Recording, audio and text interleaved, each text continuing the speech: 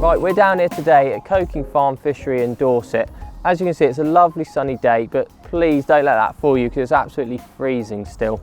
I had booked onto one of the other lakes, but I got there this morning and it just looked absolutely dead. I saw nothing, so what I've done is had a complete rethink and I've come onto Long Lake. Now, I haven't seen anything here either, but I know that there's a higher stock of fish in here. So at the end of the day, I've got a better chance of getting a bite today. You know, it's the middle of winter and there's a few things you need to think about this time of year. The water temperature's right down, fish are far less active, which can mean they're quite tightly shoaled up as well. So quite simply, if you don't find them at this time of year, you're not going to catch them. And when you consider those things, one of the best tactics is single hook bait fishing.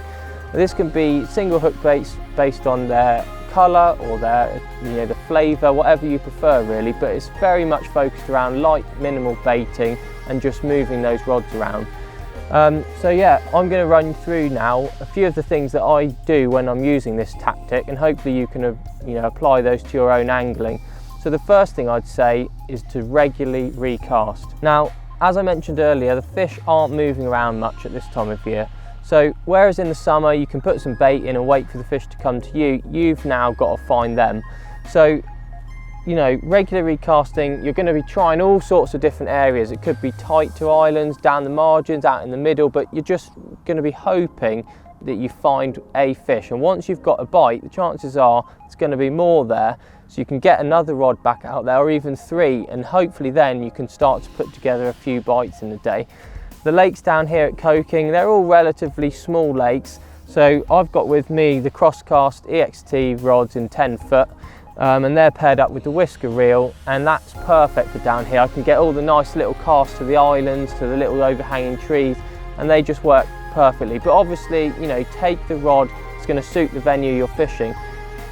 Single hook baits, if you're on a huge 100-acre lake, you're going to want a 13-foot rod and a big pit reel for that kind of fishing. But the same thing applies. You're going to be moving it around regularly, but just bring the gear to do that on the venue you're fishing on. Right, so we finally got a bite. Basically, I was getting quite a few liners on the rods out in the middle, and I thought that might be because there were some fish closer in. So I actually wound one of them in and brought it back sort of 4 or 5 rod lengths. It must have only been out there 15 minutes and it's gone. So it just really shows you that you have to pay attention to what the fish are telling you. I was getting line bites, so I brought a rod back in and it's gone off. It was on a single higher track white pop-up, this one. So hopefully we can get it in, and then I can switch all the rods over to that and maybe even get a couple more. Yes.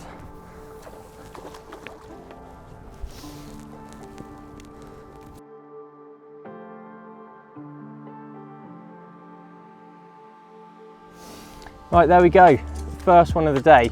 It's about 12-13 pound mirror, and that was caught on a white pop-up, and it had only been out there about 20 minutes. I recast that one because I was getting liners on the other rod, so I dropped one shorter, and sure enough I might have found a few fish there, so I'll be getting the rod straight back out there. There are a few things worth mentioning. One, the fish is absolutely freezing. We're obviously in the winter now, so they're not going to be moving around as much. The other thing is there's leeches on the fish as well, and that again further shows that the fish just aren't moving around much at the moment. So hopefully the fact we've got this one on the bank means that if I get the rod back in that area, we'll put a few more in the bank. So there you go, let's get this one back and see if we can get another one. So my next tip is about the hook baits themselves.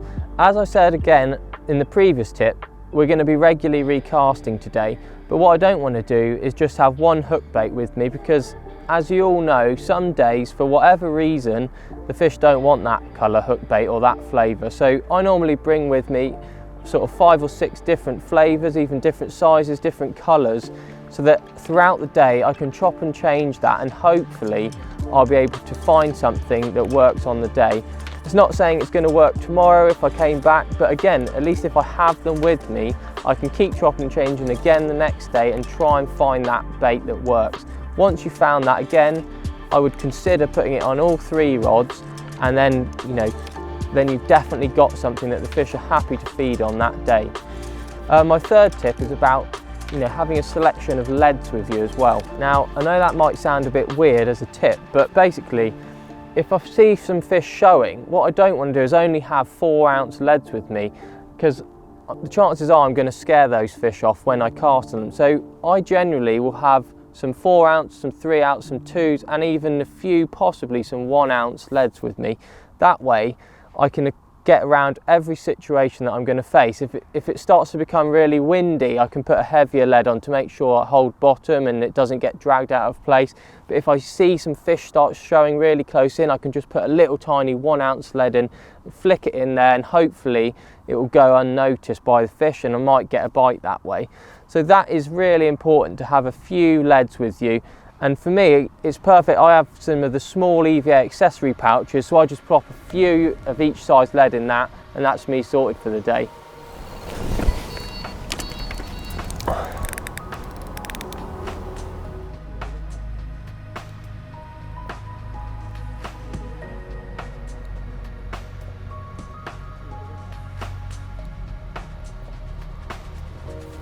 There you go, there's another one. Just shows that using single hook baits, you can still keep the bites coming even in the winter. We've located the fish, we've changed all to the same hook baits, and now we're having a few.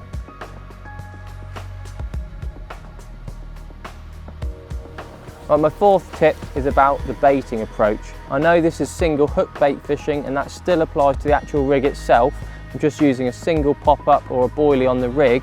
But what I do every now and then like to do is introduce a tiny scattering of boilies around that. So leave your spom at home, it's too much disturbance, too much bait for this time of year. What I'll prefer is a catapult, or really, if I can get away with it, a throwing stick, because that means the bait's guaranteed to be spread out a little bit more, and it might just help the fish pick up those individual hook baits.